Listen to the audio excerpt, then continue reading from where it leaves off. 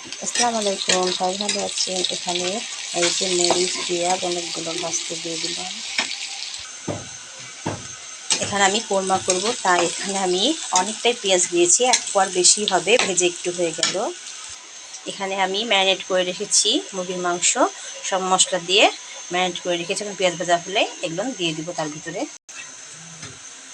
এই যে ভাজা হয়ে গেছে, এখানে মাংসগুলো দিয়ে ভালো করে নাড়াচাড়া করে দেব। এখানে আমি ভিনেগার, সোয়া সস সব কিছু দিয়েই মাখিয়ে রেখেছিলাম। এখানে একদম ভালো করে কষিয়ে নিয়ে এই যে সুন্দর কষানো হয়ে গেছে, তেল ছেড়ে দিয়েছে। এর আমি গোটা পেঁয়াজ দিয়ে দেবো, আর আমি এখানে দুধ আর চিনি মিশ্রণটা দিয়ে দেবো।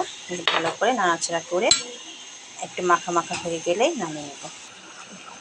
1 চামচ ঘি দিয়ে দিলাম, দিয়ে এই যে একটু নাড়াচাড়া করে নিব, আর একটু পানি শুকালে নামিয়ে নেব। হয়ে গেছে আমার মুরগির মাংসের কোরমা, খেতেও সুন্দর হয়েছে। ভালো থাকবেন, আল্লাহ হাফেজ।